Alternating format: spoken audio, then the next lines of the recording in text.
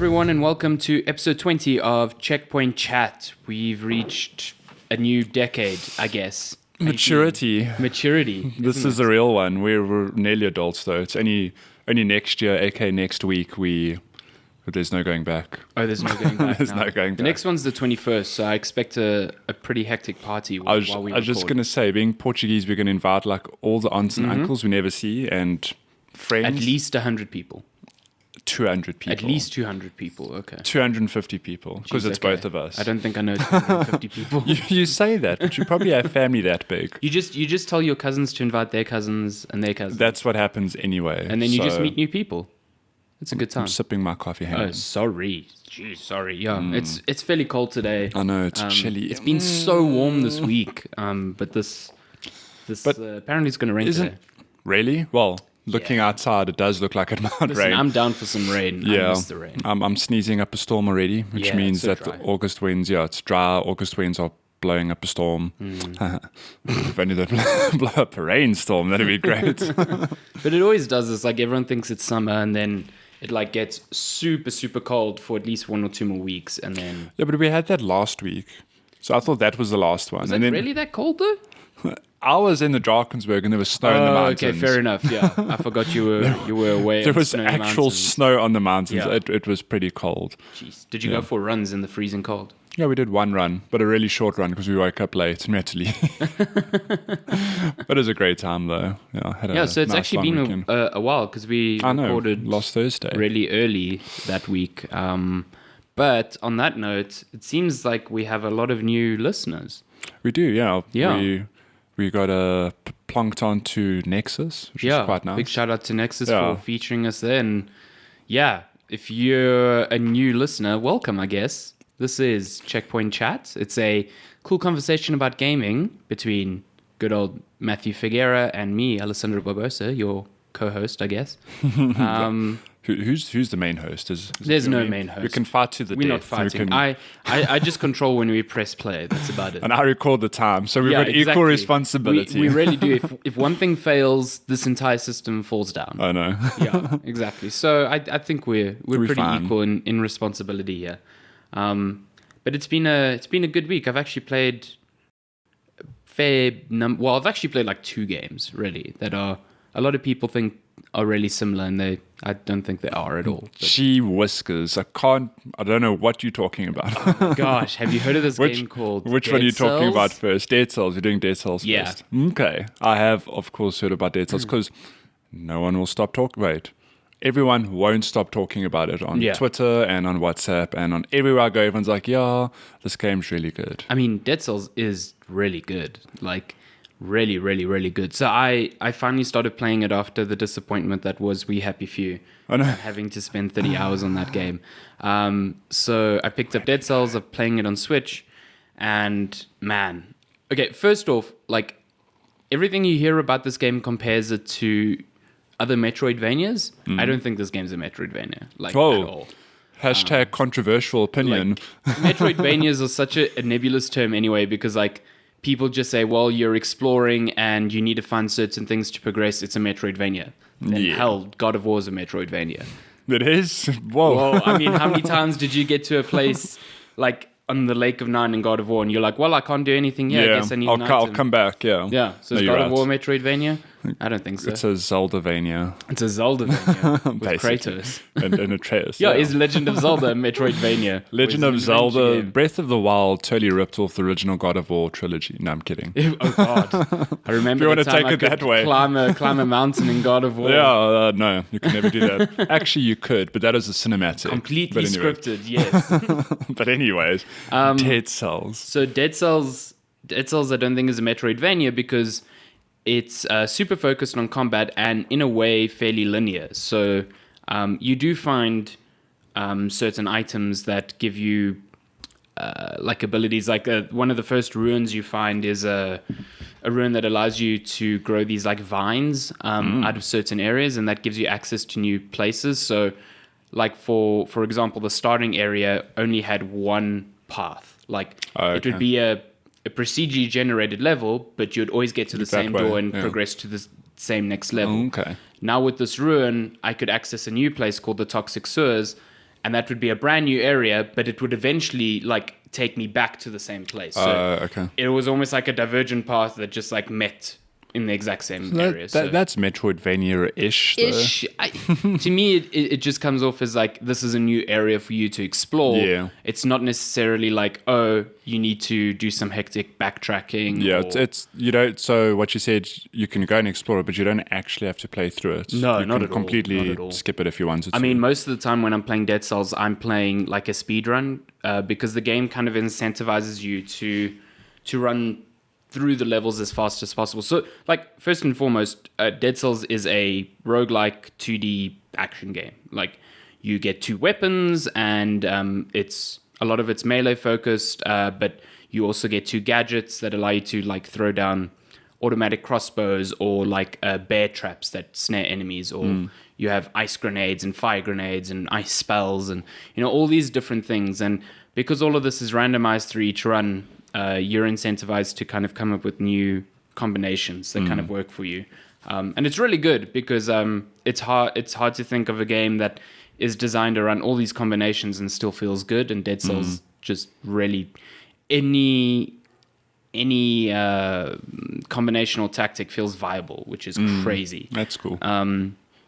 But basically you're just working through these maps usually from left to right, and you know you can deviate by trying to explore each area, which you know sometimes gives you some currency that you can spend. New enemies give you cells, which is like a run specific currency which you use to unlock permanent upgrades. Okay. And if you die, you lose all your cells in that run. Okay, but you keep the upgrades. So you can only spend cells in between core levels. And once you've spent enough on an upgrade, then that upgrade's permanent. It's permanent. Yeah. Okay. So it stays. That's how progression works in the game. And it's really rewarding because even if you've had a bad run, you've probably unlocked something or got somewhere new, so you've seen something new. So you feel like you're progressing every single time. Nice. But the game also then says, okay, what about if you don't want to explore? What about if you try get through each of these levels really fast? Then it has this speedrunning mechanic, sort of, where each new area has these time gates.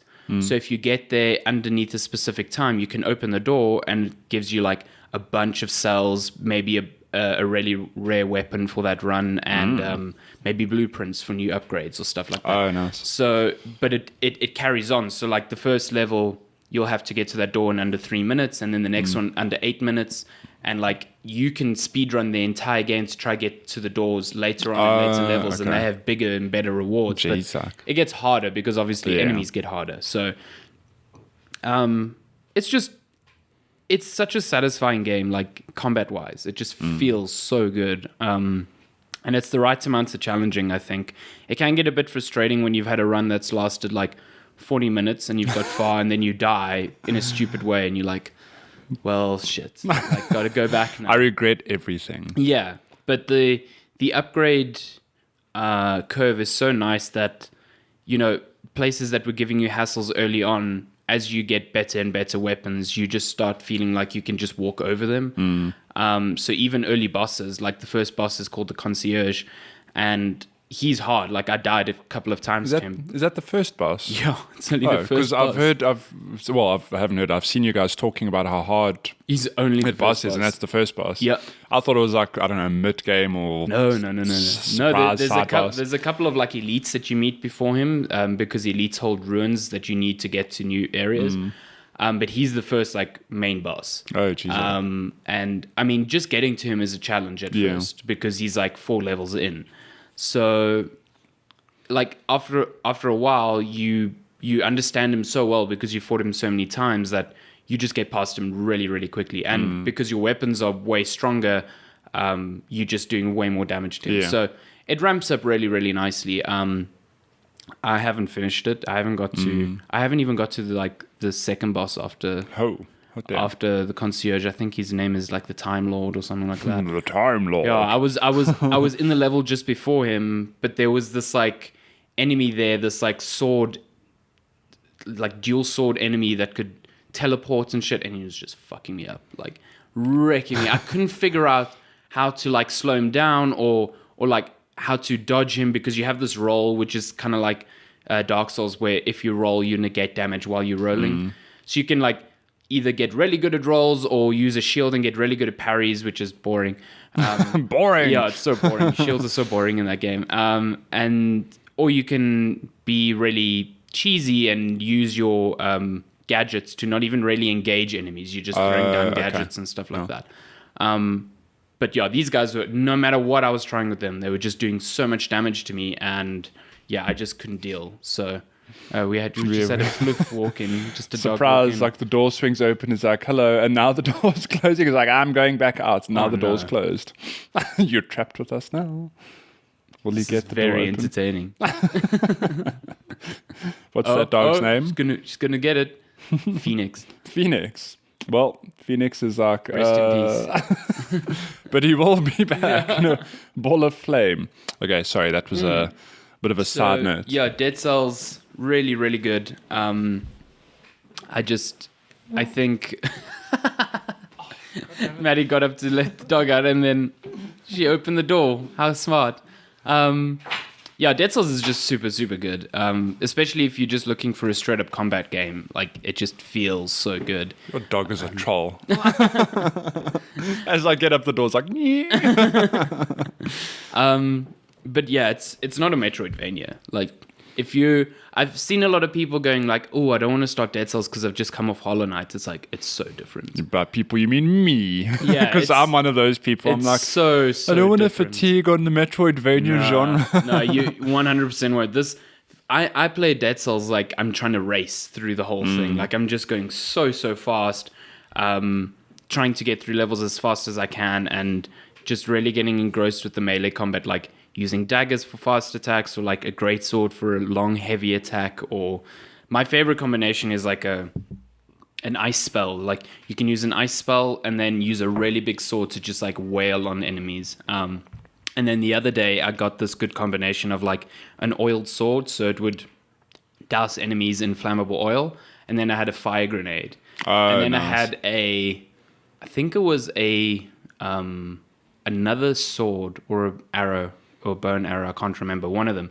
did more damage to enemies that were on fire. So I'd literally like swipe them, oil them up, use a fire grenade, and then use this other weapon to just that's stack cool. damage. Like combo some stack damage. It's all about that combos. Like, it's all about like thinking about which weapons complement each other, and then making sure that you're always using your your 2 weapons and your 2 gadgets. Because the first few runs I was doing, I was hardly using my gadgets, and I realized after a while that their cooldowns are so low that you can just spam those things pretty well. So they are there for you to be used. They're not like, limited things that you got to watch throughout the entire run. So, and then there's like loads of upgrades. Like, you come across upgrade scrolls that are like based on the color of your weapon, they upgrade damage on that one, or they'll reduce cooldowns on your gadgets or reduce cooldowns on your grenades and stuff like that. So every run you can kind of cater your strategy to what you think is best for the combination you have. And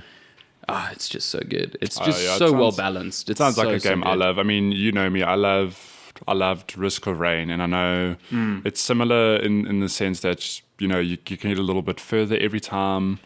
I forgot you actually played Risk of Rain. You played it. I love Risk of Rain. Like, when we went to E3 2-3 years ago, you were addicted to Risk of Rain. Yeah, I'd played that to death on PC. Then there was just something about, I don't know if it launched on Vita at a later stage, but I picked it up on Vita, and then I just got completely hooked on it again. But it is that sort of loop. Yeah, that you do a run, and if I remember the way that game works, you do a run and you slowly start unlocking more upgrades. The upgrades you get are random in the world, but you unlock more as you play. So and they allow you to get further because you start getting better upgrades over the. I really like the art style in Risk of Rain. So good, it's man. It's really cool. The whole pixely art style. That's a game I'll definitely play again. But Dead Cells to me is like that. But I mean, in the sense that it's just a roguelike, but just different sort of Castlevania looking style. Not really. It's sort of like Castlevania-ish. It's got really strong ties to Dark Souls. Like, even its like opening menu looks like a far shot of what's the place in Dark Souls called? Londrian, I think. I might be wrong.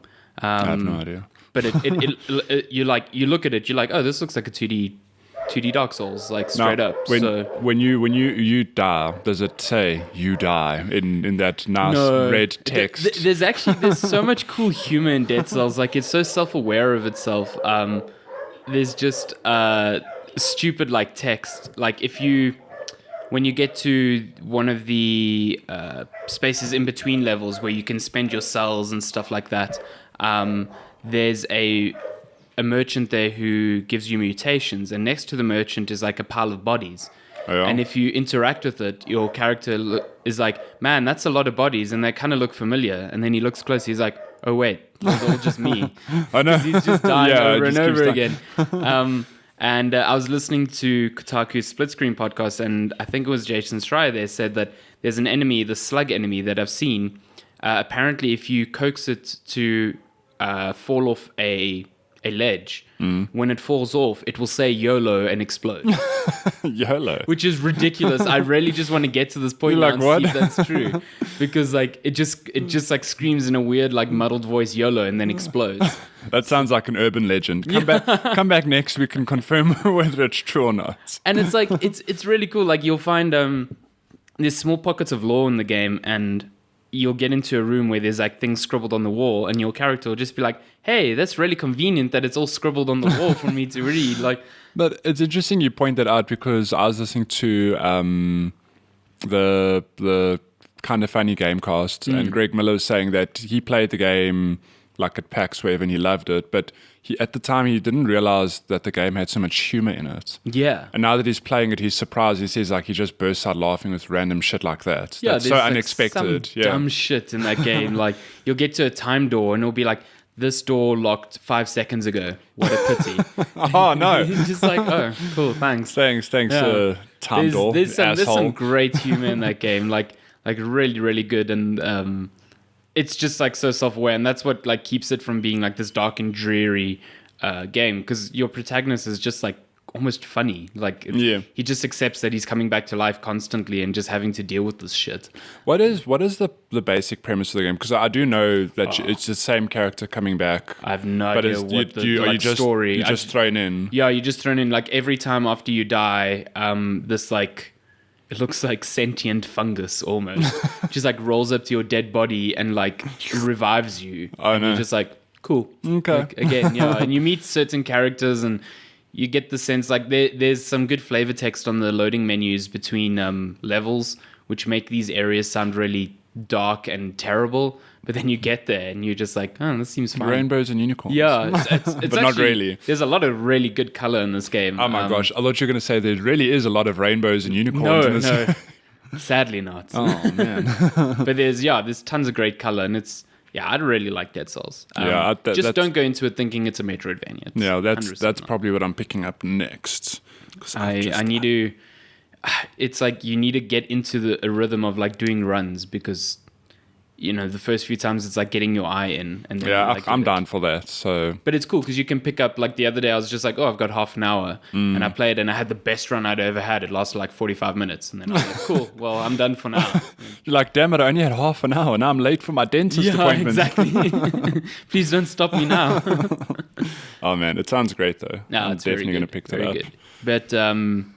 But yeah, the reason I keep mentioning Hollow Knight is because you finished Hollow Knight this week. I did, and no, it's not only me who's been playing Hollow Knight. You've also been playing so much Hollow Knight. Oh my god! I went back to that. Can I just tell you before you start? Going from Dead Cells to Hollow Knight, the pace is so different. Oh yeah. I struggled. It took me like a good half an hour to get used to Hollow Knight again, because in Dead Cells I was so used to getting close up to enemies and wailing on them, and in Hollow Knight I tried that. It's like, you're gonna fucking die. It's all about patience and like chipping away. Although, wait, just a quick question. In Dead Cells, when you hit an enemy, can you just keep hitting them, or is it the sort of game like Mega Man where if you hit them, they've got like a brief period of invulnerability before you can hit them again? No. So you can hit them. Well, so in Dead Cells you can hit but enemies can still attack you while you're hitting on them unless you hit them enough to stun them briefly. Okay. So you can, like, they don't get invulnerable, but they can 100%, just hitting them doesn't break any of their attacks. Okay. No, the reason I asked, because like in games like Mega Man and generally games of this nature, if you do hit an enemy or boss, you know they'll flash like white, and then you can't hit them for like a split second. Whereas what I really like about Hollow Knight, and why I ask if it's in Dead Cells as well, is that you can just, if you're good enough, you can chip away like repeatedly, attack after attack after attack. So I'm just curious. Hollow Knight's smart because unless you have a charm equipped, as far as I know, when you hit someone, your character briefly moves backwards. Yeah, so it actually changes it the knocks spacing. you back. Yeah. So unless you have a charm that prevents that, like you'll hit like twice and then you'll go for the third, and you're like, nope, you're too far away.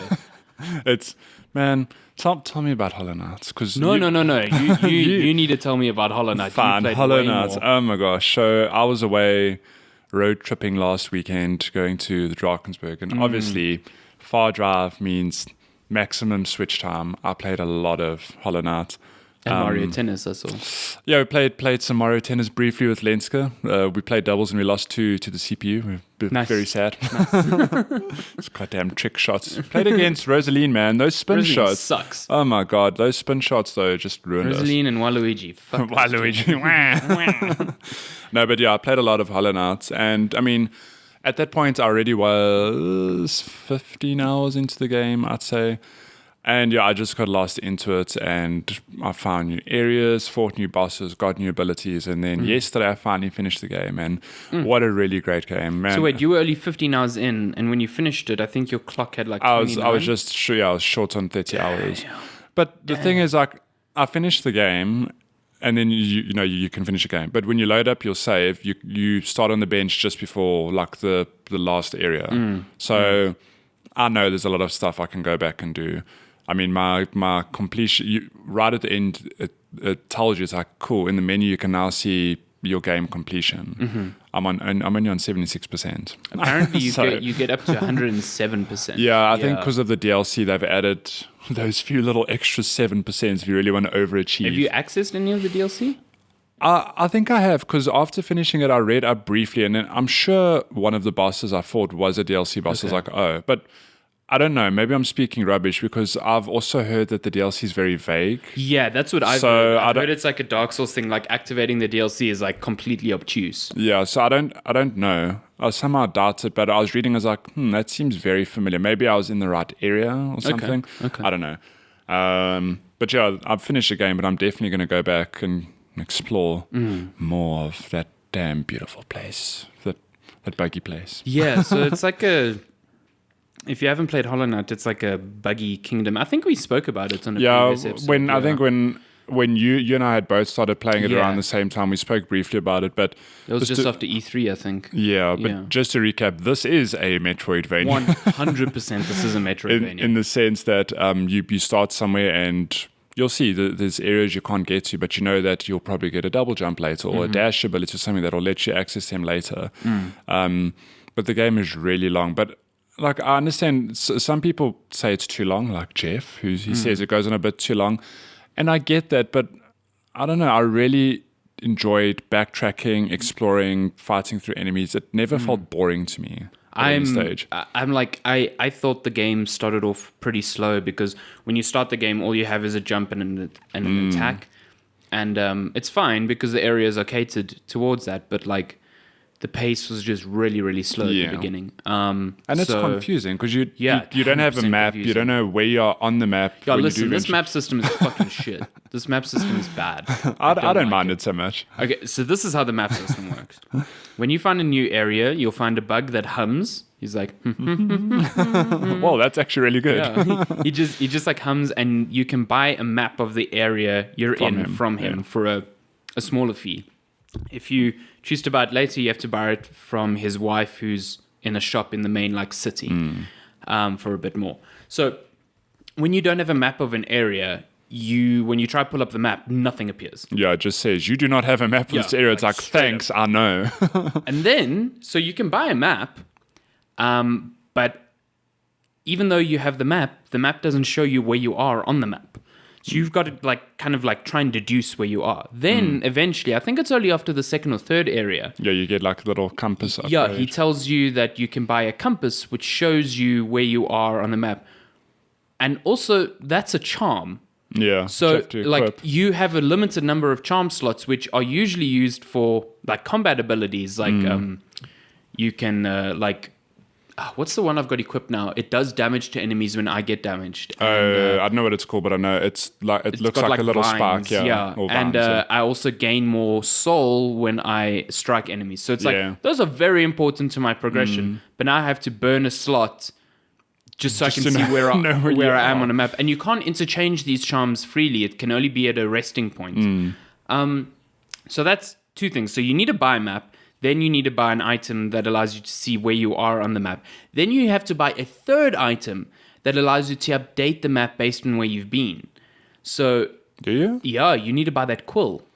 If you don't have the quill, then the map doesn't update based on where you've been. I might have just bought that, not realizing. I was like, I got cash. I'll buy this quill. Every time you sit on a bench, it just says map updated, and that. If you do not have that I didn't realize that was an upgrade.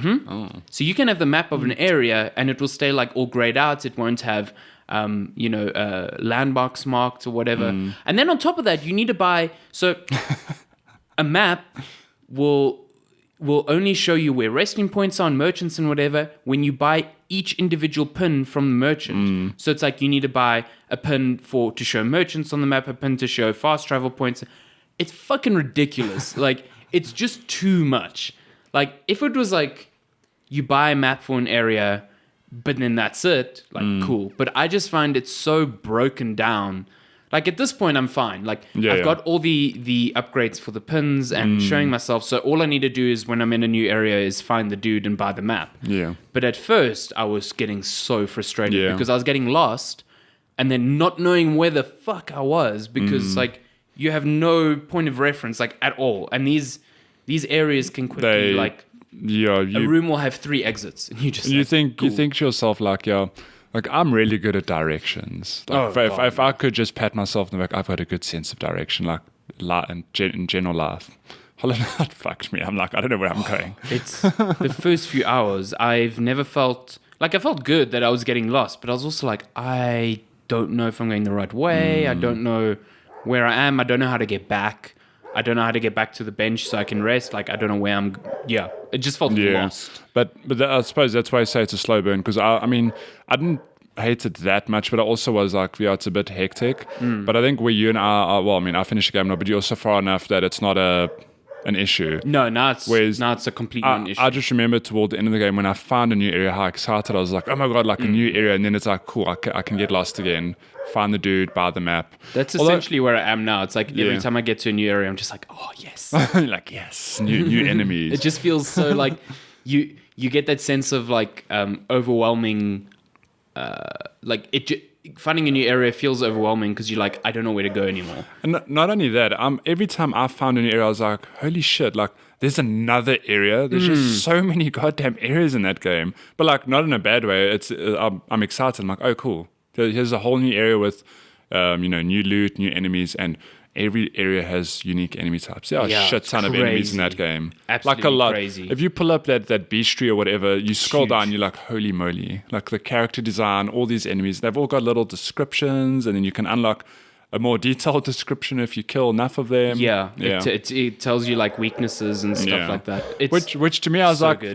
why are you telling me the weakness after I've murdered 30 of them already? Yeah, it's a bit late now. It's pretty good at killing them. Yeah. But it's really good that all the areas you can tell which area you're in by the enemies themselves. Yeah.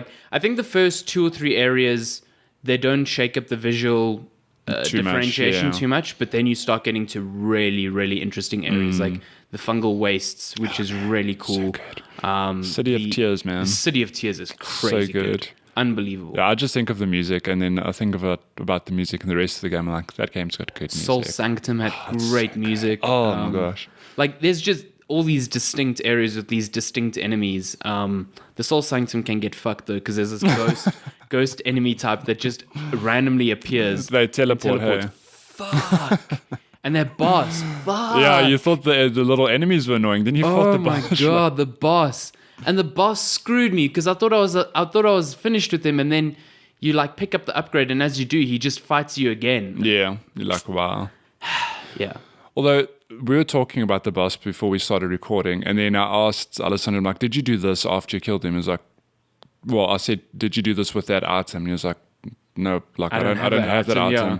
So I was like, holy shit, like how do you not have that? Not how do you not have that item? I was just like, oh, we're playing this game completely differently. So you had this specific it's a weapon basically. Yeah. You had this weapon the first time you fought him. Yeah. So when I got him, I had this weapon, and so I was telling Alessandro, basically, if you thought that boss was hard, there's a way to fight a harder version of him. But where's this weapon? Maybe it's in No, it's in an. If I think about the area, it's not massive, but maybe you've just missed it. Is it that stupid door where I need to put in a simple key? I honestly can't remember. Because there is a place where it's like, oh, this has a keyhole, and I have one of those, simple key maybe. items. I don't know. I honestly can't remember. And I don't know where that door is anymore, you see, because I didn't buy the didn't buy the pins. No, I didn't buy the pins. So you need to buy pins so you can mark things on your map. And you've only got a limited number of them. On that, after I finished the game yesterday, you know that the pins were DLC edition? Really? So the original game didn't even have that. Fuck that. Nah, I'm sorry. This map system is the only thing that really puts me off. Oh my gosh, this is like millennial problems. They didn't even have pins. In my day, we didn't even have maps. That's crazy. I'm sorry, that's crazy. Especially with how intricate all these levels are. Like, nah, oh my gosh, fuck that. Anyways, but the game's really good. Like, oh, it's so good. If you're looking for just a really good game on Switch and on P, it's on everything now. I think. Yeah, and it's so cheap. It's like $160. I think every time you speak about it, like, it's only $160. I'm like, I got it for $80 because I had Nintendo Gold coins. It's best purchase ever. $80, and I've played it for cheap. 30 hours. Yeah. And I'm still going to play it more. Like, Hollow Knight without a doubt. is so good. Like, I'm deep into it now. I'm playing it instead of Dead Cells. And just last night, I was so engrossed in like discovering a new area and going, oh, this is all brand new. And like, to me, the levels are so well designed because you'll see something like a gate with a switch behind it. You're like, cool, the level's going to fold in on itself somewhere. Yeah. And this will open up a shortcut. And it's just so intoxicating, like finding those shortcuts. Like, it's the same feeling that I got in Bloodborne. Like, I get to a boss and I'm like, my last resting point is really far away. There must be either a shortcut to there or there must be another resting point somewhere around here. So I spend like another half an hour, just looking. Poking at the level just to see. And sure enough, there is fucking a way to get there. It's so good. It's so well designed. It was made by like 2 people. It was made by 2 people? I think it's 2 or 3 people. Oh, you know that... It's the same with Dead Cells. 2 people. Also, oh my gosh.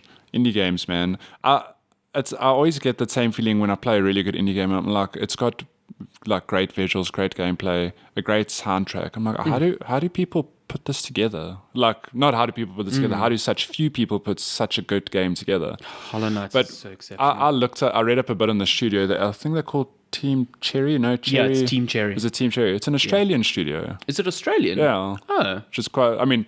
Not that there's anything wrong with Australia.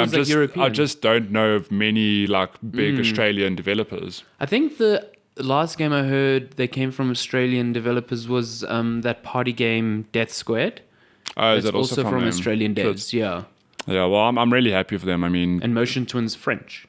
People do Dead Cells French. Yeah. Croissant. Croissant. I have a friend from France, and every time I say croissant, she wants to hit me over the head.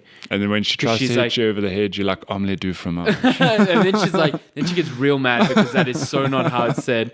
Apparently, when you say croissant, you don't say the T. So it's croissant. Croissant. It's not croissant. So the way to say it is you have to break your nose. Yeah. Break your nose, hold it in a weird way. Croissant. Anyways, what were we talking about? I would love a croissant though. I want one too. Yeah. Some like jam and butter. Chocolate croissants. Chocolate? What? You've never had a chocolate croissant? I mean, I've seen them, but that just seems like too much. Okay, listen. You quitting right now? No, I'm not quitting. I'm gonna educate you. Okay. There's a bakery in London down the road from where Lenska works, an Argentinian bakery. They make great chocolate croissants. Argentinian bakery. One day in summer, when we do eventually have you and Shani and other people over in our little cottage filled with spiders. I'm not coming. No, fuck that. I'm not coming. I will have a chocolate croissant ready for you to eat. So yeah, we'll school you. It's so good. I'll use it to throw at the spiders that infest Oh your my house. gosh. I thought that spiders weren't coming till like spring, summer. We found one this week on the door frame, waiting for us to murder us before we even get into the house. The one on the window scared me because you could zoom in right on his face. No, it was that same one. Oh my god! But it's so funny because I know Lenska well enough now. She went down to the cottage before I did to unlock it, and I was getting some from the car. She's not scared of them. No, she loves them. She'll like stand like right next to them, like, oh my god, you're gonna die. I'll miss you. But I just know well enough that I'm walking down to the cottage, and she just pokes her head out of the door and she smirks. And I know, and I'm like, oh my god, there's a spider, isn't there? She just nods. She's like, I'm like, where? Here. And then she looks at the door frame. I'm like, on the door frame? How am I going to get in? Leave me. I'll sleep outside. And then massive rain spiders. Oh my gosh, so huge. It's like you're living in Australia. Like I think they are harmless, but I'm like, no, they're still freaky. I don't want to touch it. This is why I'd never live in Australia, because people have to literally like lift their like toilet seats every time they go to the bathroom. I still do that. But it's like these spiders are like fucking massive. Yeah, they'll eat your dogs and your cats and you. Yeah. I think you. I keep seeing these videos on Facebook. Like, what was the one I saw this week? It was like a dude poking at a spider's nest and all these baby spiders coming out, gosh. and then this mother spider just fucking appears and it's huge. It just like scurries in. It's like, what are you doing? It's huge. I would have shat myself. Oh my gosh, yeah. Yeah, we'll have you over. You'll visit. There won't be any rain spiders. Don't worry.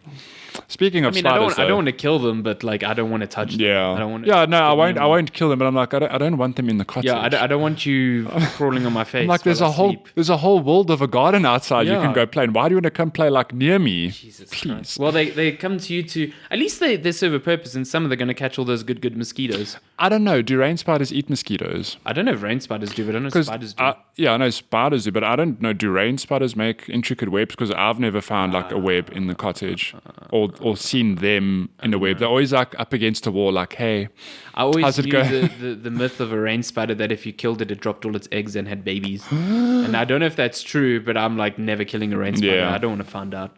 Yeah, like kill one, there's 20. I leave it to Lenska to take out because I'm scurry like, them out. I'm like, she get put it them away on paper from and me. like scurry them out. Yeah, she's way braver than I am in that regard. Great Spider Detour brought to you by Doom. Like, we don't kill spiders, but if you do, Doom, you should hire us. Yeah, you should 100% hire us. Oh my gosh! But on the topic of spiders, you haven't found the spider area in Holland. No, but I have heard there is one. Enjoy. It's nice and dark. Oh, good. I saw the one screenshot you had where it was like a good little Hollow Knight.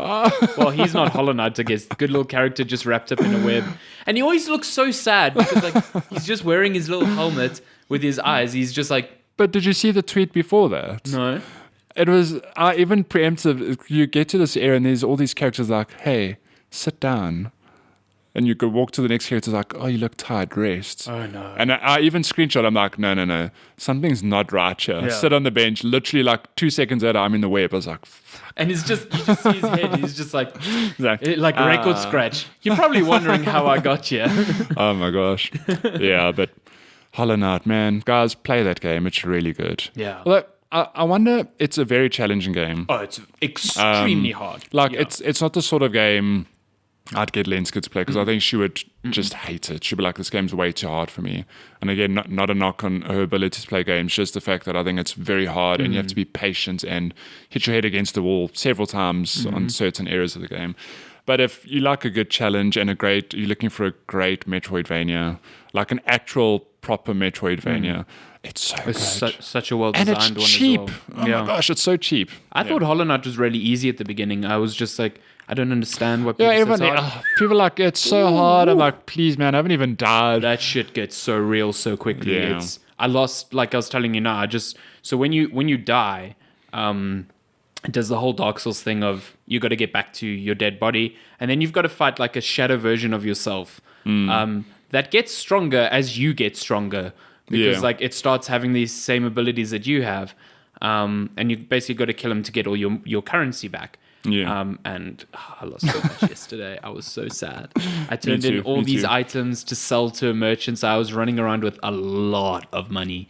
and I just got cocky and I fucked up. Yeah, it's funny how that game, the moment you get cocky, you die. Slaps you. I mean, I've done boss fights where like I die and then I go back in. I'm like, I've got 8 bars of health, and then I like start chipping away. Then I get hit, and I'm like, shit, I'm already on 2 bars of health. Like I've just been ignorant. Like holy moly. And on top of it, you can't heal very quickly because you've got to hold down a button and use your soul to charge to restore health, and then on top of it, you're using the same resource to heal that you would have, to use spells to enemies. Like I figured out yesterday that if you hold down to heal and you don't complete the heal, it still spends the soul. Spends the soul, yeah. And I was like, oh, okay, so I really shouldn't try heal when I know I can't because I'm just wasting. But yeah, on that I really do like that. So we're nearly done talking about Holland. It's just really good. We can't stop talking about it, but I really like that mechanic. It like forces you to figure out the enemy to sort of figure out when are you going to heal. Because like granted, there will be the people who are really good at the game that won't get hit. Oh, yeah. But I'm not that person. I get hit and I need to heal. And it's always like, I hate it when I'm like, oh my God, I'm going to die. And I'm like, I'm just going to scurry to this corner and heal. And then like the last second I die, I'm like, oh. Yeah. Then it's like next time I fight the enemy, I'm like, no, there has to be a moment here where I can safely heal at least 1 health. And so many bosses don't have them. Like I was fighting the Mantis Lords yesterday, and they do not have them. Yeah. Like that fight is all like you just got to perfect that fight. But that's fun. Yeah. Oh, such a great fight. I love when you get there because you challenge them. You just kind of like your character turns around, he pulls out his little sword, and like, he just swing. looks at them. He's like, "Yeah, fuck, let's go." But my favorite part of the boss fights. So when you get to the Mantis Lords, there's 3 of them. You challenge him and you fight one. You're like, okay. Yeah, I've got this. Yeah. You're like, you don't kill them, but you knock them out, whatever. You're like, like you see, I'm really good. And the other 2 are like, okay, fight both of us at the same time now. And I'm like, oh. I thought at first it was going to be like each of them was different. Yeah, I also thought so. I did not expect both at the same time. Man, oh my God. And then they come, so quickly. Yeah, they're extremely fast. Yeah. Like, no, really. Hollow Knight's got really good boss fights, really memorable, different boss fights. I like fighting Hornet. She's cool. Oh, she's so good. Yeah, Hollow Knight's good. You should buy the game. It's fucking awesome on Switch. Yeah. Geez, like we spoke about Hollow Knight for a long time. I love it so much. I really, really do. It's probably like yesterday I was like, Jesus, is this like my favorite game of the year? Oh, no. I don't know. You thought God of War was game of the I'm like, it's up there because I can't stop thinking about this game. Yeah. Like I really can't. It's so good. Except for that map system. It's 10 out of 10 except for the map system. Jesus, I hate that map system so much. Anyway. Yeah. That's Hollow Knight. Jeez. Yeah. I was like, we were doing really well this episode. We're keeping on time, but let's talk about Hollow Knight forever. So let's talk about some gaming releases. I would use this moment to talk about our unofficial sponsor, Doom, but you already did that. I did. Oh, man. Let's see. I always... What? I always... I know we're in that busy week now. Aren't there big games coming? Yes, there are. All of the games. I should really just bookmark the page because I always like Google it and have to find it again.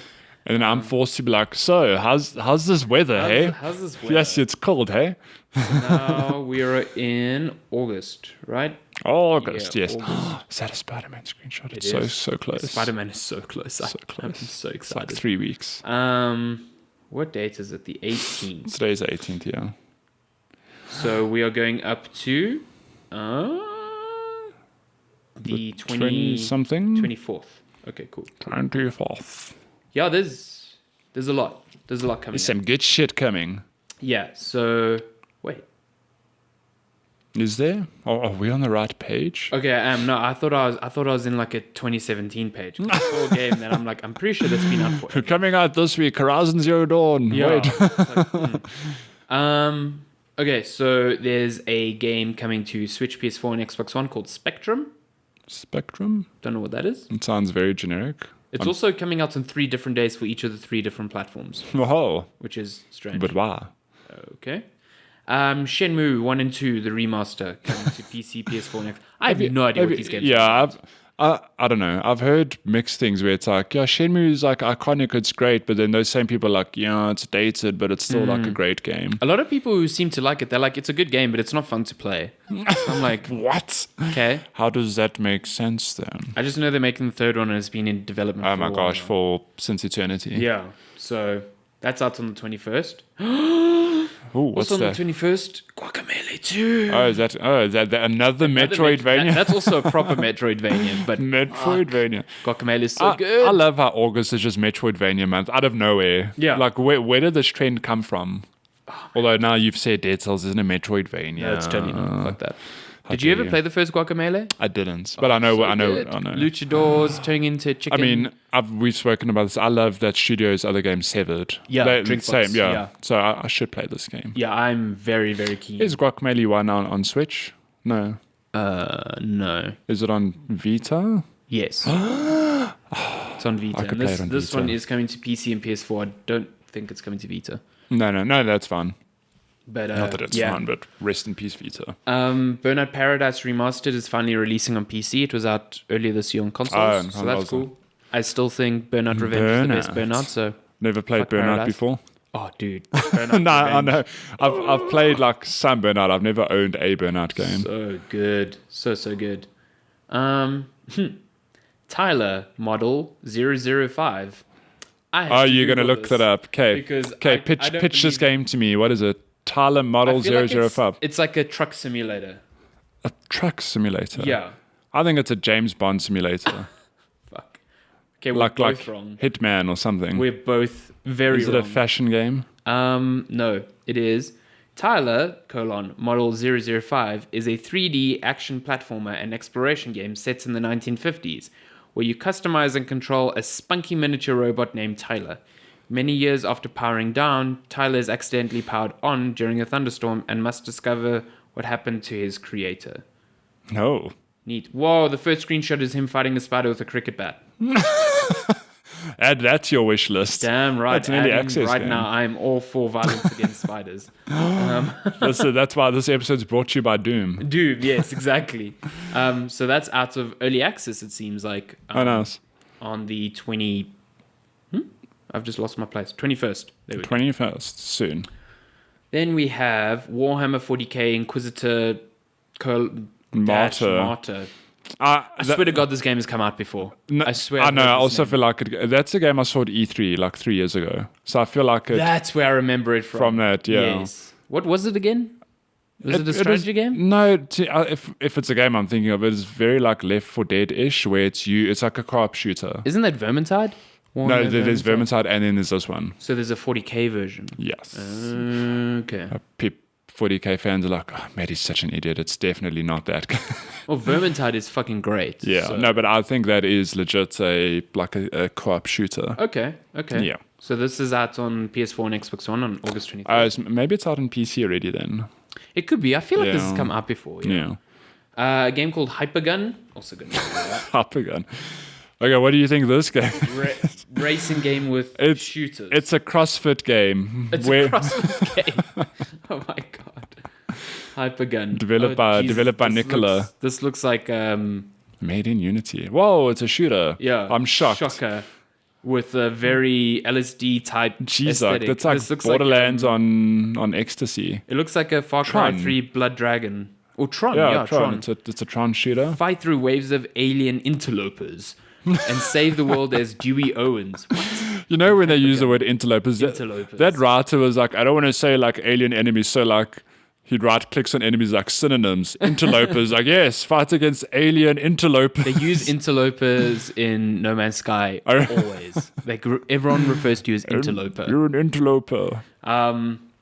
Anyway, you fight as Dewey Owens in a fast-paced roguelike shooter centering around a procedural weapon of questionable effectiveness. Dewey Owens. The game would be better if you played as Owen Wilson. Wow. Wow. You have a gun that just shoots Wow. That's coming out out. on PC on August 23rd. Gone Home on Switch out on August 23rd. That was I haven't played Gone Home. Gone Home is good. Should I pick it up on Switch? Yes. Gone Home is really good. On Switch. It's like a 90-hour game. A 90 90 hour. minutes, Holy sorry. shit, what a grind. 90-minute game. Yeah, 90 hours in one house just Jesus. reading text. Yo. Gundam's really good. It also is a game for everyone else who thinks it's not a game. It's a walking sim. It's a fucking game. Of course it's a game. It's an interactive movie. Don't speak nonsense. The King's Bird out on August 23rd. I'm too lazy to Google that. I don't know what that is. That's fun. We only Google the ones that sound really, really, really I have to outlandish. What is this one now? Hacky Zack. Hacky Zack. It's something with playing hacky, but it's going to have a mechanic where you code. Like a hacky sack? A hacky Zack. Hacky Zack. Oh my god, is it? Am I right? You are Zack. Juggle balls with unique properties through platforming puzzles to a goal at the end of each stage. Help Zack fill his treasured book of stickers to unlock optional challenges. This actually looks pretty cool. Oh my god. Okay, there's no coding involved, but I knew it was something with hacky sack. So it's like you have to move like a platformer and you've got to bounce this ball. This looks ridiculously hard. Oh my gosh. I'm down for this. Hacky Zack. I like this. From the man that bought you, I hate the map in Hollow Knight. I want to play Hacky Zack. Oh god. Then there is Space Lords coming out on PC August 23rd. Space Lords. I don't know what that is. Formula 1 2018 on PC, PS4, and Xbox One. That's really good, apparently. Apparently, it's phenomenal again this year. Yeah, last year it was exceptional. This year is apparently Is that the reviews. is that made by Codemasters? Yes. Are they still making games? God damn. Yeah, and Formula 1 games, 2 thumbs up. He says as he holds one thumb up. 2 thumbs up. There we go. And then Night Trap on Nintendo Switch. Night Trap was that really old like FMV game that they remastered for some strange reason. Night Trap. Yeah, it's like I've never played it, but it was like an FMV point and click adventure, and caused a lot of controversy at the time because of its violence. It's violence. Yeah, it's really bad. Night Trap. I'll show you a quick video so you get the feel of the aesthetic. For those of you listening, I'd suggest you do the same. Just pull the car over. Yeah, just pull the car over. Pull out your phone. Wait, your phone's ready on the podcast. Just keep us running in the background and go Google. My internet's very slow. It's basically like like it's all filmed scenarios, like a pick your own adventure book type of thing. So this is an interactive movie. This is literally an interactive. This isn't a walking simulator, and it's like it's like a horror, not a horror, like a murder mystery thing, like slasher film in a house. Oh, geez, and all the ladies are in nightgowns and whatever. So it's very provocative. It's very 90s. Yeah, okay, this is not loaded. Yeah. I can give a shit. That's all you need to know about that game. So it's out on Switch. Yeah. Of course it's out on Switch. Next week, can I tell you this list? Next week. So next week is all the games, the last games for August. There must be at least 20 games on this. Oh my. 20. What's coming out next week? Hospital. Is that out next week? Yes. Oh man. So for those of you who are old gamers that played Theme Hospital, who maybe have never heard of 2 Point Hospital, it is basically a spiritual successor to Theme Hospital. Yeah. And it looks really good. It looks so and good. it's coming out next week. What platforms is it out on? Only PC. PC Master Race rejoices. Yeah, that's games for the week. Lots of cool stuff. Want to get some news? Some news. Yeah. Which news do you want to start with? Well, firstly, an update to that whole IGN play. Yeah, I actually just. That shit got real.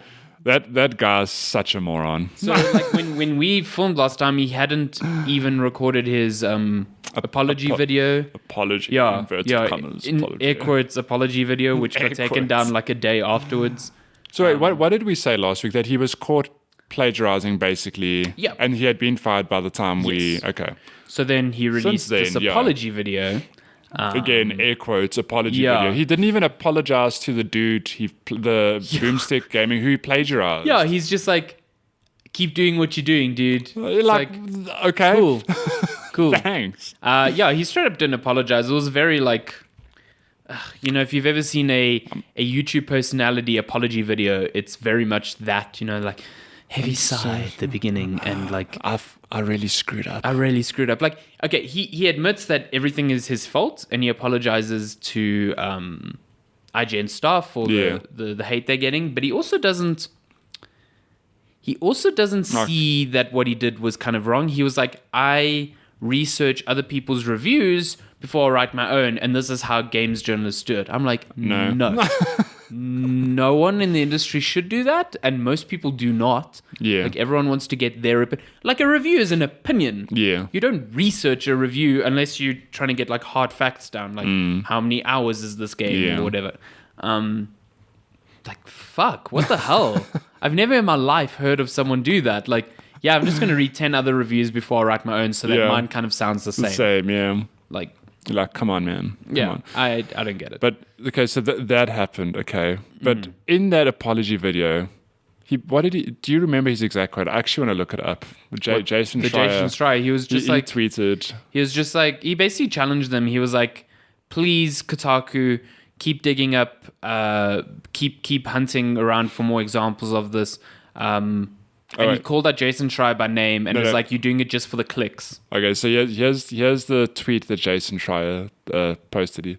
The quote was, "You can keep looking, Kotaku, and please let me know if you find anything," he said in his video addressing the plagiarism allegations last night. And then, and Jason Schreier found a review on Engadget for Metroid. Metroid Samus Returns or whatever, the one that came out on 3DS. So it gets worse. Okay, it gets worse. So you think like, shit, this guy plagiarized the Dead Cells review, this review, like, okay, like, and so if you know you've plagiarized stuff, why would you challenge like one of the best journalists to like, let me know if you find anything. Yeah. Because then, hang on, I have to find this other tweet. The bravado of that is just crazy. It's just like, what did you think was going to happen? Yeah. So Jason Schreier tweeted out later. Well, how do you pronounce this guy's name? Philip Mewson. Yeah, Mewson, not Mewchin like I thought. Philip Mewson apparently plagiarized not just from other gaming sites, but from Wikipedia, NeoGAF, and even his colleagues at IGN. Yes. But wait, it gets worse. Even his LinkedIn resume is copy-pasted from someplace else. Holy shit. This guy's copy-pasted everything. What the hell? The NeoGAF one was to me the most damning because it's basically a video. Word for word. Yeah, it's him reviewing some HD Rumble thing for the Nintendo Switch. And in the video, he's basically like, I think. And then he just starts quoting like this thing on it, like word for word. And then, the IGN one, like he basically... Someone reviewed something in IGN, if I'm recalling this correctly, and then Philip Mewson wrote a op-ed and used like phrases in there that were identical, and it was just like from his own colleague. So I know IGN, they've basically just essentially nuked everything he did on the site. Everything that's on the site has got a warning, and now they've got to. It's such a mess for them because they've got to like comb through all this guy's stuff, and I can't believe that like Jason Schreier, he has been getting tipples, but I can't believe that all this other stuff was actually fun. Because I think about it, I'm like, where do you even begin? You're like, do you take one of his reviews and then just like watch and read other reviews to see if you find I think after the challenge, similarities people just started taking videos and using software to transcribe them and then like sticking them into plagiarism checkers at that point.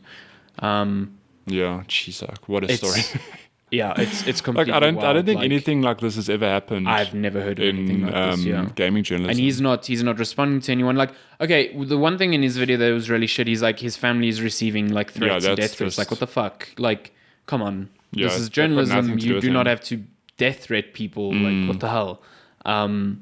But yeah, for me, I don't even know what I'd do in this situation, but for me, I'd just like stay radio silent for like months. Yeah, like just like your career in this industry is like gone. Yeah, that's it. I don't know. I think it's not even just in this industry. I do think about like, okay, if you move to another industry, and like that industry has gamers that work for them. Yeah, obviously, it's like, hey, aren't you the dude who, Shit, it's a big controversy to kind of like leave at the door, you know what I mean? Yeah. So yeah, man, I don't know. I just really thought after his apology video, I was like, oh no, he's gonna spin this off into like he's gonna try divide people and relaunch a YouTube career and have people that are on his side, because he did. Like Jason Schreier was like digging up all this stuff, and people were like, "Why are you going after him? Why are you kicking him while he's down?" It's like, this is this is his job. Yeah. Like, he has to, you know. But I mean, the fact that he even monetized his apology video is just like, dude, Like, come on, man. Oh my gosh. But yeah, I'm interested to see what happens. But I think I don't think there's any more damning evidence that can be found at this point. Like, but yeah, it's pretty bad. Like, I don't know if it could possibly get worse. Yeah. Jeez. In other news, last week we spoke about the upcoming Red Dead Redemption 2 gameplay reveal. Oh yes, we did. But we didn't get to talk about it. Did you watch it? I did. And hot damn, it looks really, really good. It looks okay. So firstly, what surprised me is that it's the first in a series of videos. I thought it was going to be. Oh yeah. So this one was really just introducing the world, I think. Yeah, and then the next one's like missions and combat. Stuff. Yeah. So that's still to come on. I think there'll be a third one. I don't know. We'll see. I don't know. Yeah, I don't even know when the second one's meant to come out. They haven't said. What struck you the most from this one? The visuals, actually. There's something about it, and I know it's a sort of thing where they're showing these beautiful visuals. I'm like, will it actually be like that in the final game? But there's just this one scene where, what's the main character's name? I can't remember. But you see, it's gameplay. They're walking into a forest, and then like the sun just comes through the trees, and all these birds take off, and it's like, oh man, it's like picture perfect. And even just all the other shots that they show, like standing on a mountain overlooking like this massive play area. And a whole variety of areas as well. There's like these dusty old towns, these like dense forests, and like just open lands. It looks really, really good. I'm like, maybe I should play Red Dead Redemption 1. Oh, yeah, right, because you weren't really that excited for this. No, yeah. So I'm interested, but I mean, yeah, I know how Rockstar games go. They're like, even if this is controversial hour, even if it's a bad game, I'm still convinced it'll review well. But I don't think it would be a bad game anyway. I don't think it'll be a bad game. Like, yeah, I don't know. Like I've said many times before, I'm not a huge I appreciate Rockstar's work, but I'm not a fan of the games. No, so sorry. Let me elaborate. What I mean is that Rockstar games get like critical acclaim, like 10 out of 10s, and I'm like, I don't like my point of view. I don't see that. Like, I've never in my life. I played GTA 5. I'm like, yeah, it's fun, but in my eyes, it's like maybe an 8, 8.5, like maybe a 9. But I don't know. Everyone's like, whoa, this game's like flawless. I think GTA 4 was like one of the highest reviewed games on Metacritic at the time. Like, it's like I don't see that. That I don't understand. So what I'm trying to say is that with Red Dead Redemption 2, I don't think it'll be bad at all. I think it'll be really good. I don't know if it will justify like the full marks across the board, because I do think some people are like, well, Rockstar, they can't do any wrong, like full marks. But we'll see. From the initial show, it looks really good. The first Red Dead is like the only real Rockstar game I've really appreciated so much. So yeah, I'm very excited for the second, but it's mainly like what I love about Red Dead Redemption 1 is mainly its story. It's just really, really good. This is a prequel now. Yeah, so this is a prequel. So like I was just going to say, like if you do have plans to play this one, you really need to play the first one. No, I would want to play the first one. Because there's a lot, I mean, John Marston, the protagonist of the first one, is in this one as like a younger version of himself. So, but yeah, the world looks, like you said, it looks super beautiful. I like all the neat little interactions you can have. So you can... There's a lot you can do. Yeah, like you can diffuse situations or antagonize people using speech. Like, you know, you have buttons that literally just say antagonize or diffuse or whatever. Yeah. But you can also do it through actions. Like you can shoot your gun in the air and people will react to that. Horses react realistically to like stress. So like everything's like physics based. So like in the trailer you saw your character shoot in the direction of an enemy, and the horse like freaked out and buckled, and the guy like fell off in a completely non-scripted way. Like everything was animated using physics, so it all looked super, super realistic. It wasn't like he fell off the horse in the same way, you know. So it's like neat little touches like that really get me. I'm very excited. Yeah. I'm excited to see the missions mostly because the one thing I loved from GTA 5 was the heists that you got to do, and if they incorporate that into here, train robberies. Oh man, I'm so down. So yeah, and it's out in like 2 months. which is soon, crazy. October 26th. 26th, yeah. Cool, that is very close. It's just over 2 months away. I do think that I'm like, oh man, like that game might be good, and I think of like other games that are coming out this year. They must think like, shit, we're up against that game. Like, this sounds silly, but think about the God of War team. Like, we've put out this really like critically acclaimed game. Like, Game of the Year is almost in the bag. You would think. But it's like, but Red Dead Redemption 2 is coming out this year as well. I mean, the fact that Activision felt the need to move Call of Duty. Yeah, to move Call of Duty, that's all it tells you about, you know, the power that Red Dead has. Yeah. So I'm curious to see. I think come end of year, people are going to be very divided over that sort of thing. Like, just those 2 games alone, it's going to be like, no, God of War is the game of the year. No, Red Dead Redemption 2 is my game of the year. I definitely think it's going to be a case of that. And then you've got other like outliers. You've got Assassin's Creed. You know, everyone loved Origins last year.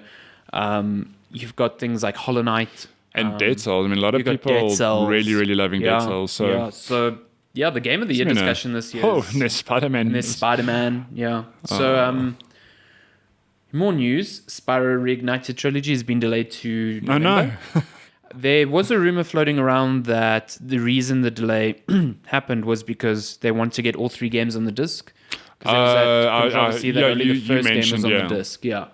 So that's the rumor. I wouldn't be shocked if that's true. But it now puts Spyro releasing in the same week as Hitman 2 and some other stuff. Fallout 76, that's the one, and then something else. Snap. So it's like, Yeah, that's this hectic. is a hectic release period. So yeah, that's been delayed. There's a really, really fancy Resident Evil 2 remake collector's edition. That is confirmed for South Africa. So it comes with a steelbook. Yes. A 12-inch Leon Kennedy figurine that you can shout, Leon! Leon! Limited edition Raccoon Police Department keys. Is it actual keys? Oh my gosh, it's actual keys. The 4 keys in like a cool collector's box. That's really rad. A collector's item box. Use those keys once and you can discard them. Yeah. Art book and soundtrack. Oh. Made in Heaven pin badge. Cool. Wow, what I've always wanted in my life. A poster, and then a deluxe DLC pack card, which has original version soundtrack, Leon Kennedy costumes, Arclay Sheriff and Noir, Claire Redfield costumes, and deluxe weapon. What is this? It's almost identical to the US one, although the colored keys are new. It pales in comparison to the $900 Japanese collector's edition, which includes a Bluetooth keyboard modeled after the in-game Lexington typewriter. Which even have Cherry MX Blue switches in them. No. $900? $900. That is a rip-off. Holy shitball. For a keyboard. It's like over 10 grand for a keyboard. Yeah, I know. That's outrageous. Well, this collector's edition is like 4,000 Rand. What? Yeah, if I'm not mistaken. God damn. It's because of that figurine. Yeah, 3,999. That's too much. That's quite expensive, yeah. People will buy that though. You look at something like the Spider-Man Collector's Edition and it's like 2.5 grand. Yeah. No. I really want the Spider-Man Collector's Edition, but firstly it's sold out, and I didn't know that they haven't revealed half of the statue that's in there because it's a spoiler. Oh, really? They're literally like, they're in the packaging, they're telling people to not fully unwrap the statue until they've played the game. Jesus. Because it's Spider-Man sitting on something. Oh shit, that's hectic. Yeah. So I must stay off the internet. Yeah, people be unwrapping that thing. People are like, I finally finished the game. Look at the statue. And they're like, oh no. So yeah, Resident Evil. It was Uncle Ben the whole time. Oh god, imagine it's Spider-Man standing on a corpse of Uncle Ben. Oh no. Oh no. Let's not do Uncle Ben. Hey, do you play Dota? Yes, I haven't played Dota. Oh yeah, I saw the internationals happening. I was like, oh yeah, it's happening next week. Finals. Is it next week? The group stages have already undergone, so it's finals next week. Are you legit amped for that? Fuck, I love the internet. Like, I do not play Dota. I do not keep up with Dota. I haven't watched the international is produced in such a great way and has commentary for complete idiots like me, like you that and it's me now. entertaining to watch. Like I just love watching. Yeah, I watched maybe I'll Liquid throw win it last on. year. It was a good time. Oh, maybe I'll throw it on. Just watch a game or two. I just love having it on, and just what makes it for me is the shoutcasters. Like they get you amped. You don't even know what's happening. They're shouting so many things, and you're just seeing this massive fight with all these effects going on. But at the end, it's just dust. ecstasy. It's really good. Oh my god! I can't believe that happened. Like what happened? Oh my god! And then they just move on. What's his name? Toby One. Toby One. Say, It's a disaster. It's a disaster. and when Enigma casts like a black hole, he's just screaming. Black hole. He is my favorite shoutcaster in the business. He's good. And I think there's a whole lot of new shoutcasters. I mean, I haven't been on this. They're really good. This scene. They're all really good. I was watching a bit of the group stages, and it was just entertaining. And yeah. Is Action Slack still around? So Action Slacks, yeah, I think he does the he does the the interviews and the yes in-between with stuff. Casey. Yes. Yeah. He's good. He's good. He's good. He is pretty good. He was actually a reserve for one of the teams last year. So at one point it was like, yeah, or was it the year before, something like that? I don't know. And they got to like the semifinals. So it was like if they won, his name would have actually been on the trophy, which is hilarious. That's amazing. So yeah, there's a big article on Critical Hit with all the like meta changes and stuff like that. Who wrote that? I don't know. It just says Esports Central. Oh. I don't know who this is. I don't work here. Oh, there. Kieran Abelun. I don't know how to say this. I don't know who that is. I don't want but they've written an article. Yeah. Yes. We've got a few more trailers for Spider-Man, just showing like open world stuff. It all looks really good. But not spoiling what's in the statue. Not spoiling. What's in the box? I just really like the momentum of this game. You heard it here first. It's Uncle Ben, without a doubt. In that box, yeah. We can in fact unofficially confirm, terms and conditions apply. We may be wrong. That is Uncle Ben. It's Uncle Ben under there. Diablo 3 got confirmed for Nintendo Switch. It was leaked and then confirmed the day after. Yeah, I will totally play that game. 100%. So it's the game with all its DLC and then some exclusive Nintendo stuff. Like you can dress up as Ganon. Yeah, I'm like, okay. Yeah, like, cool. Thanks, I guess. I do like the split screen options. Like you can play four people on one console. One console, like days. And then if you don't want to deal with everyone opening up their inventory on one screen.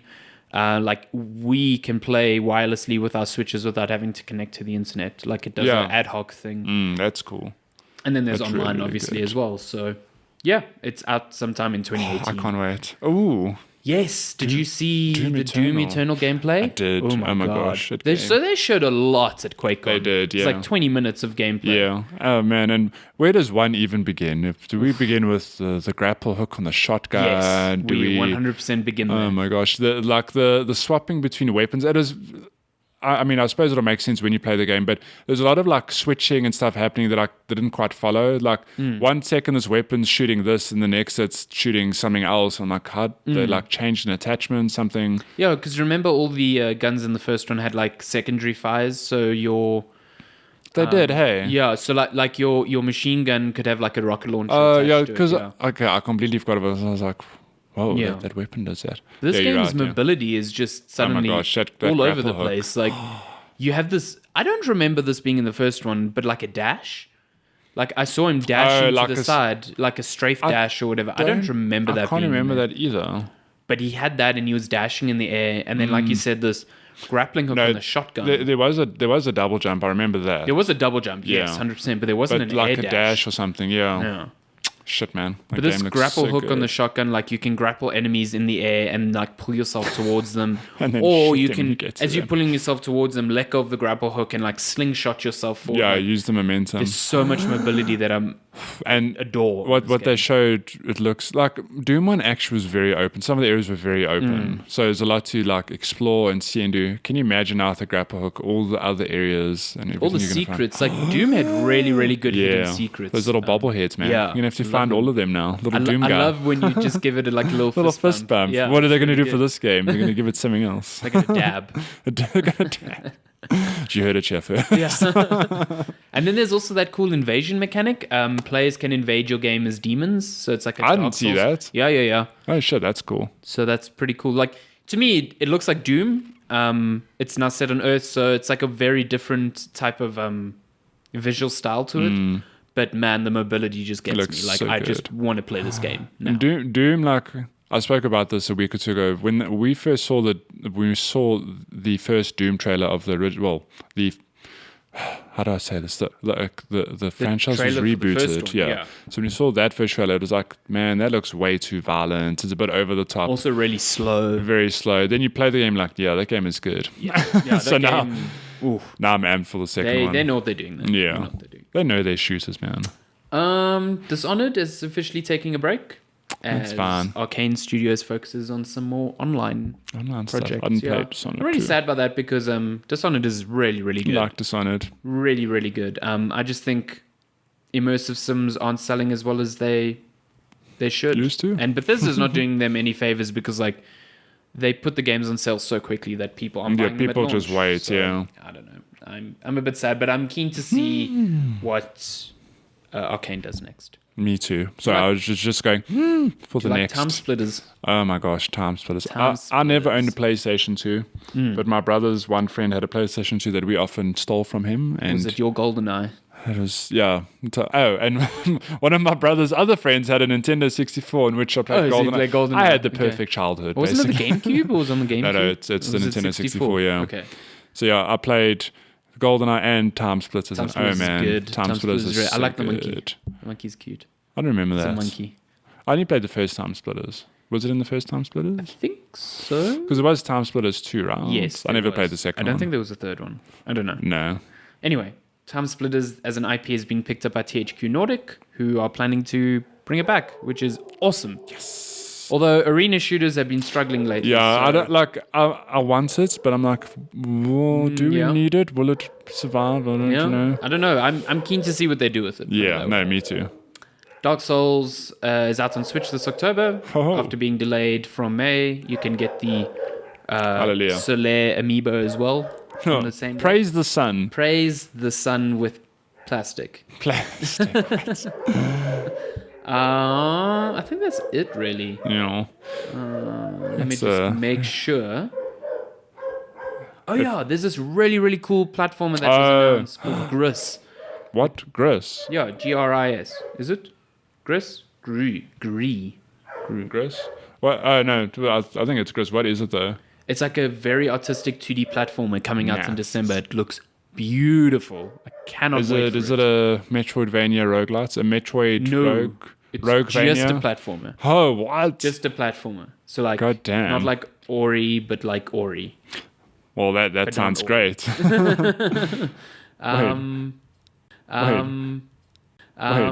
that's it. That's it. Okay. Question time. Let's dive into questions. We need a question jingle. Yeah, we do. We need lots of jingles, man. Which we'll hopefully address soon. Let's not use that one. Oh, why not? Why not? Why not? Okay, let me just make sure I've got all the. Oh, if you guys can hear the dogs coming through the audio. They've been a bit loud today. I do apologize. They're singing the song of their people non-stop. So I'm going to make sure I've got all the questions here. Okay, we've got 4 questions, it looks like. Okay, let's start with this one from @miles_away. Is this Malish Barner? I don't know how to pronounce it. I'm really sorry if I'm... Malish Barner, what? Malish? Hold on. I'm getting a second opinion Barner, here. Yeah. I do apologize. They say, my 4-year-old son is loving Mario Kart on the Switch. Oh, cool. I would like to get something else he and the family would enjoy, something we like. If you could pick one of the following, 1 to switch arms or just dance, which would you choose? I can tell you right out the gate, I would not choose 1 to switch. 100%. The only time you should ever play the game, maybe if it's on sale, like dirt cheap and you want some mini games, but please do not buy it at full price. It's really, really boring mini games, and it's more tech demo. I cannot believe they didn't pack that in. No, it should have, like Wii Sports, it should have just been bundled in. It should have just been in there. ARMS is cool, but I think limited as well. ARMS would be cool to play, especially with a kid, because it uses the motion control. So if you have 2 sets of Joy-Con, you could have a fun time doing the motion control stuff. But yeah, I don't know. Just Dance is really good. Yeah. I would also recommend Mario Odyssey. Yeah. Like, Mario Odyssey has an assist mode that allows younger kids or people not familiar with games to play the game really easily. It also has co-op, like a very small co-op. It's a very simplified feature, co-op, but it's got like I've seen loads of stories of like parents with like 5-year-old kids who have beaten Mario Odyssey. Like it's 100% possible and it's awesome. Yeah. So I think like ARMS is great, but maybe not as accessible. At least not as accessible as Just Dance. I mean, everyone can play Just Dance.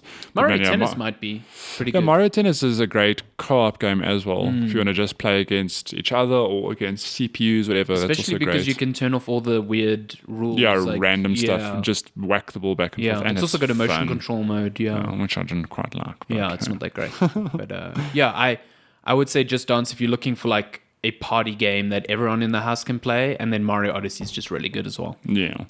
Mario Kart's great. Okay, next question from Migs. He says, are there any game franchises that you would like to play through from beginning to end, such as Front Mission and Zelda?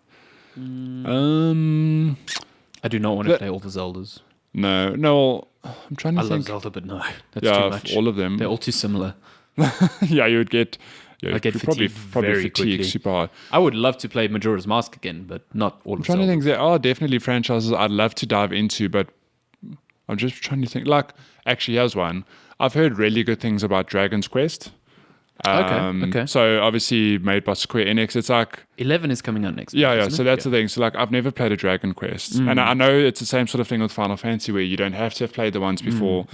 But I'm like, it's a sort of franchise I think I'd enjoy. But like, there's no ways I'm going back to play Dragon Quest 1 through to 11. Apparently, Dragon Quest 1 is really good. Yeah, but that's the thing. Like I've heard Dragon Quest is really great, but I think about diving. I'm like, yeah, but it's like it's an existing franchise. I don't really want to like dive in, not knowing how it got to it is sort of thing. Yeah. I mean, Final Fantasy. I started on 7. I played 9, and eventually I did go back 6. and play all of them. I played 1. I've played all of them except 12 now. Oh shit. Okay. And you know, it's a remaster. Neither the I haven't played that yet, and I haven't played the online ones. But I've played. Did you play all 3 13s? No, 13. I've played 13-1, which I still need to finish. I'm like right at the end of that game. I still haven't finished it. What you think? But I haven't played the sequels. But my point is, like, I went back. I made the time to play the whole franchise, and it was interesting to see how it developed. Like, I couldn't do that with Dragon Quest. It's 11 games. That's a bit too much. I also at least not anymore. I'm at a point in my life. I want to play Chrono Trigger eventually one day. I've got that on DS. If you want really? To play it. I wonder if that's a good port. I think the DS port's good. The franchise I want to play, like if I had the time that I've been itching to play through again, is the Metro series. It's only 2 games. Yeah. But the third one's coming out next gen. Like I really want to play Last Light again. Oh yeah, Artyom. I really love Metro, so I would, if I had the time, I'd 100% play through that again. I'm just trying to think. I swear there's another franchise I've always thought like I'd love to play that, but it escapes me now. If it comes to mind, Dragon Age. Dragon Age. Mass Effect. No, actually, wait, no, that's legit one I haven't played that I would like to play. Mass Effect. You've never played any Mass Effect? Never played any Mass Effect. Yeah, there we go, right there. The first one's not great to play now, but the second one, fuck, what a game. Yeah, I've heard the second one's. So there's one right there. Okay, next one from Zoe. She says, do you have favorite genres of games? Obviously, some games are universally awesome, but are you a sucker for specific types of games other than walking simulators? Well, I feel like that's a jab at you. No, I love Journey so much. You love walking. Yeah, apparently. I love walking. I love you don't do park run, you do walk run.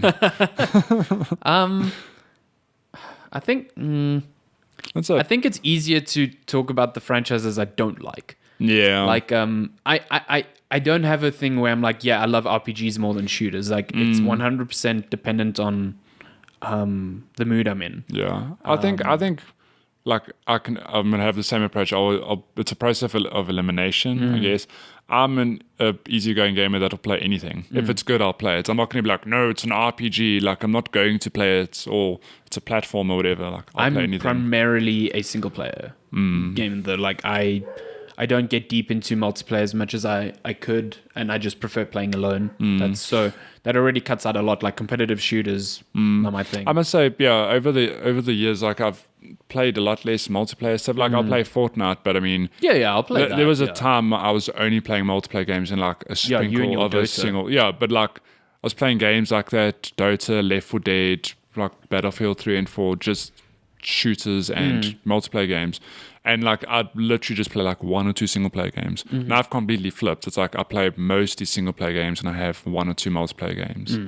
I think in terms of ones that I don't really dig, like fighting games, like I'll play them, but I'm not. Yeah, fighting really games I enjoy playing, but like it's the sort of thing I enjoy playing at a friend's house. I'll never go out and buy my own fighting game. I feel like I'm not into them. Although I played a lot of Mortal Kombat 9, not the latest Mortal one. Kombat's neat. Yeah. Like, but it's not like I'm not looking at like the next Street Fighter and going like with like wide eyes or something like that.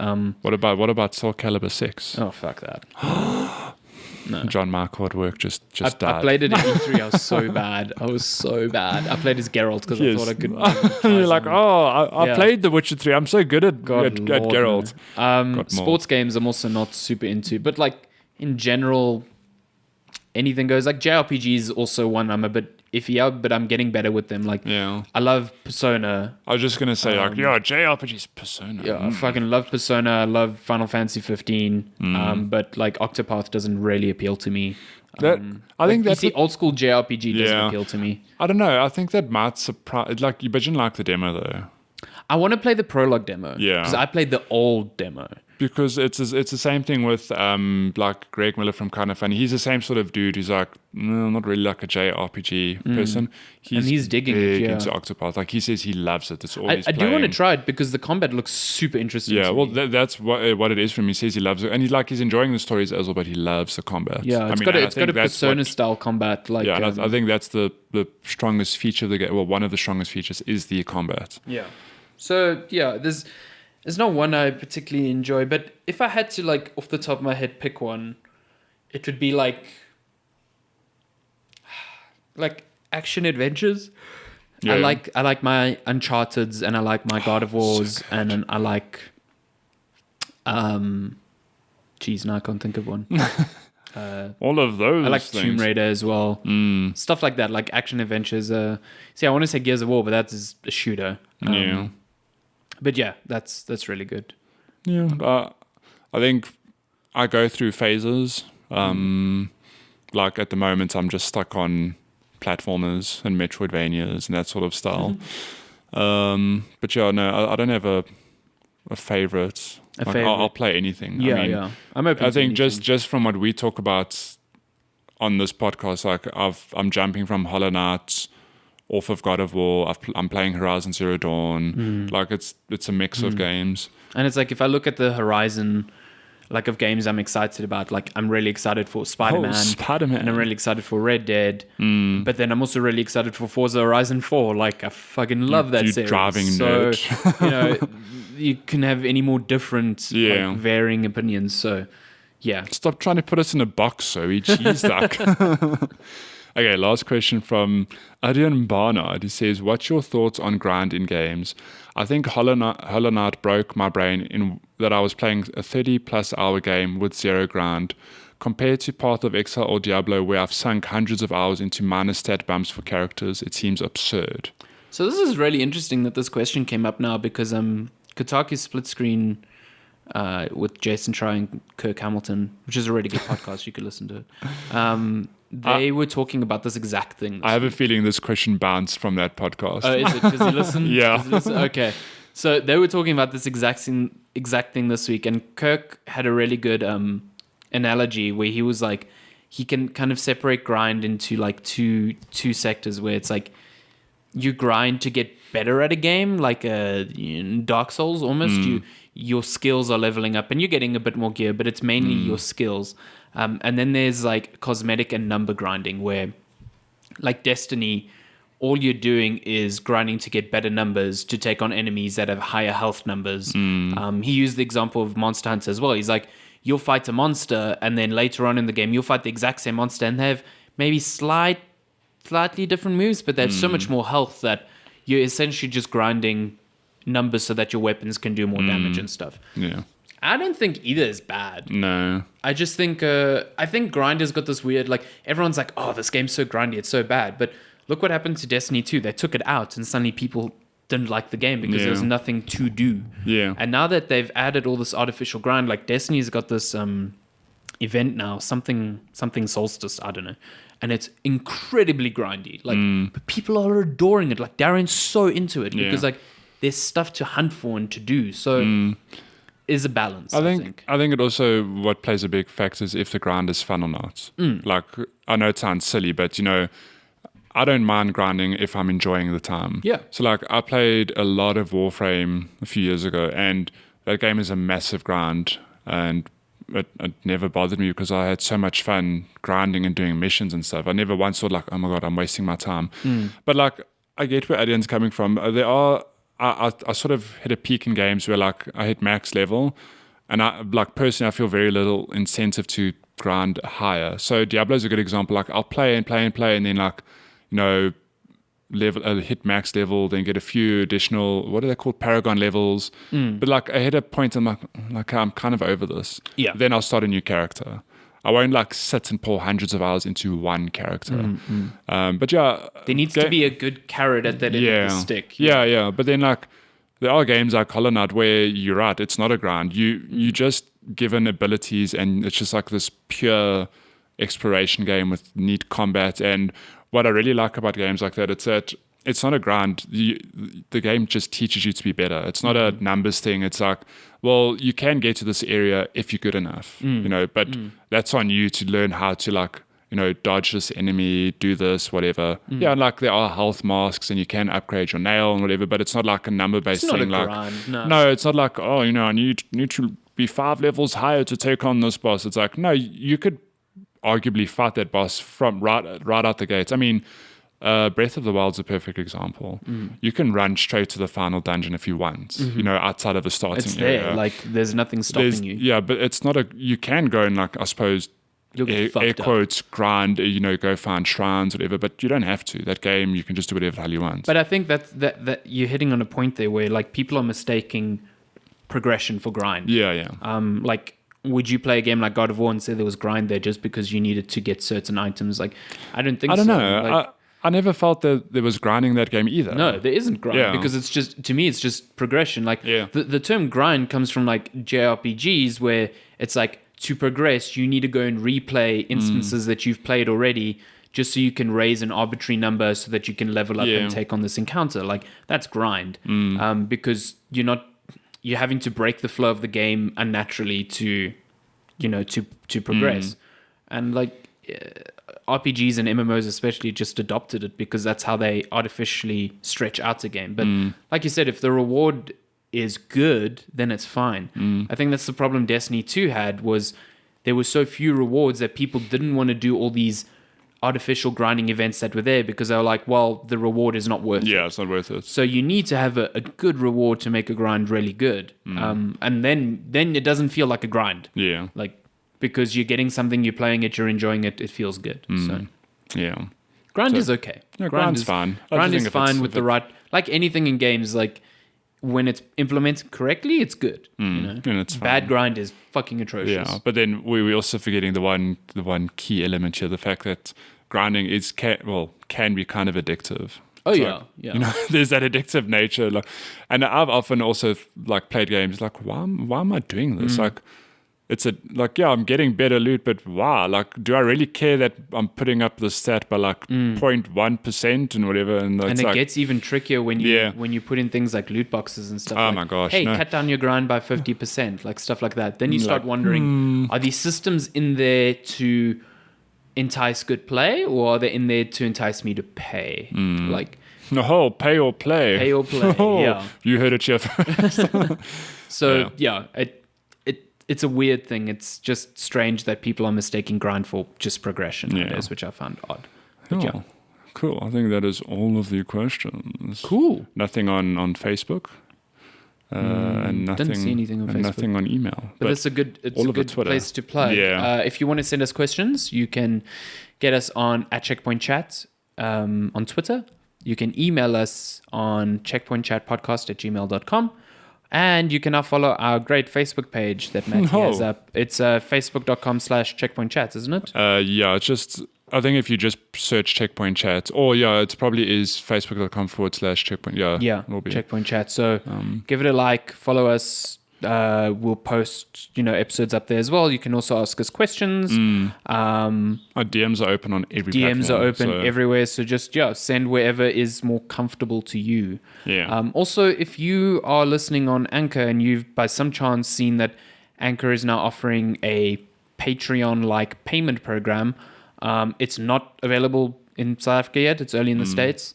And essentially how it's going to work is you can subscribe to a podcast and give them $2, $5, or $10 a month. That's the only tiers. Yeah. So when it becomes available, we'll see if because we have to manually activate it, we'll see if we do that or not. But don't worry about it. If you are listening on Anchor, none of that shit applies right now. Right now.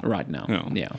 But I think that's episode 20. It's been episode 20. God, damn. sometimes I sit and I'm like, we've done 20 episodes. Yeah, it's quite a bit. It's flown. We started in March. Yeah, it was March. Yeah, March. And then we took like this month break in June. Yeah. E3 month happened. The E3 month, yeah. It's been good. And we hopefully have music at the beginning and end of this now. Yeah, we've been racking our brains over choosing good intro and outro music. It'll be awkward if you're at this part of the episode, you're like, I didn't hear an intro jingle. Well, then we didn't decide on anything. Clearly then we didn't get that far. But we are attempting to improve as much as we can as we go. And for all the new listeners, thank you. We hope you stick around. Yeah. And thanks for tuning in. If you like what you hear, subscribe. Don't be shy to subscribe and leave us a review.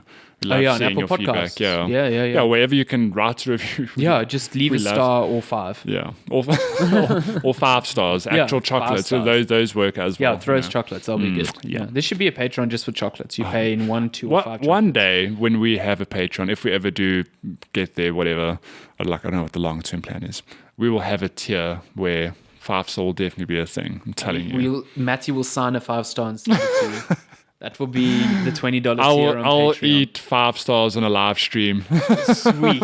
Yes, like for everyone who tips, you have to eat one 5-star. Oh my gosh, I'll get die. Buckets near you for when you vomit the chocolatey goo. For here's one you can do right now. For every 5-star review you leave us, I'll eat a 5-star. Oh my goodness. Watch all the 5-star reviews roll in now. You're courting danger. It's a clever trick though. This has been episode 20 of Checkpoint Chat. Thanks for listening. We'll see you next week. Bye. Bye.